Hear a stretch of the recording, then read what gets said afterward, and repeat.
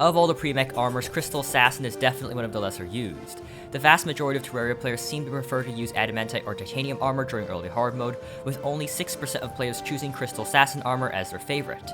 However, the small minority who do choose to use it seem to be rather vocal about it, lauding it as an underrated armor set amidst the sea of choices you have during this stage in the game. So, is it worth using? Let's see. The most outstanding feature of Crystal Assassin is its set bonus, which grants you the ability to dash. This makes it one of only 3 items that grant dashes in all of Terraria, the others being the Shield of Cthulhu and the Tabby. This dash is much more like the latter, however. It has the same dash distance like the Tabby, which is around 10 blocks longer than the Shield of Cthulhu, and unlike the shield, it will not knock you back if you dash into an enemy. With a 60% longer dash distance and no knocking issues, this Crystal Dash is definitely the focal point of the armor. This is supported by the fact that the vast majority of Terrarians, around 80%, prefer using dashes, with around 60% of them saying that it is mandatory for their playstyle, a group that includes myself. For these people, this point is likely the most important. After all, not only does this armor offer a better dash, it simultaneously saves you an accessory slot that would be spent on the Shield of Cthulhu. Depending on their difficulty, this free dash can range from convenient to life-saving, especially on normal mode, where this is literally your only dash until post-spawn Terra. So, given how great its bonus is, what reasons are there to not use the armor? Well, the largest downside of the armor is its lesser numerical stats. Compared to basically every other armor set, it has worse stats, including damage, crit chance, and defense. It's just simply worse, especially for Mage, since it gives no extra mana capacity. However, the armor set has a trick up its sleeve, that extra accessory slot I mentioned earlier.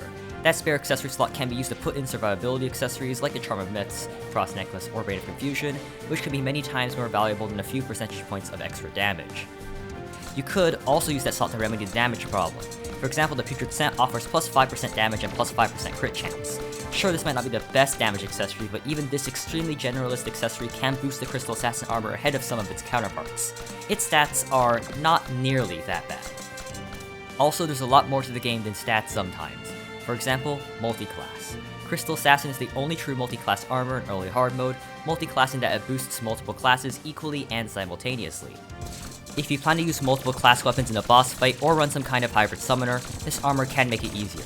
The extra accessory slot you get is really nice if you want to slot in multiple class emblems or accessories while maintaining mobility and survivability, and the global boost is amazing as well. For example, I'm running a Ranger Summoner Gun hybrid. Ranger actually only has one gun damage accessory, the Ranger Emblem, so I have my 7th slot filled in with Putrid Scent, but you could fill that with anything. And yes, mixing is important, and also effective.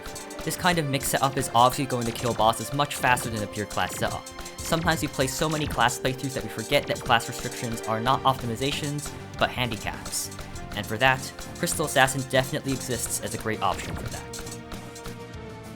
It may have mediocre stats, but with its extra dash mobility, accessory flexibility, and multi-class potential, it is a great armor to use pre-mech. It's great for pre-mech Duke especially, where mobility and single target damage is extra important. I was able to melt pre-mech Duke with a Ranger Summoner hybrid, and the longer dash means you can actually outrun Duke in second phase without using Pillion. It's great for that. Still though, I don't know if dashing is your personal playstyle, and I don't know how many of you simply avoid Queen Slime before mechs. Everyone plays differently. This set, despite being multi-class, is also definitely more suited to a Ranger or melee hybrid than Mage. But you should definitely consider giving this one a try if you're up for it. It certainly is at least an A-class armor, and it definitely has many unique things to bring to the table. Hello, if you enjoy my content, I ask you to subscribe, as only 20% of my viewers are. A few other comparisons like this can be seen here and here. Either way though, thank you for watching, and good day and goodbye.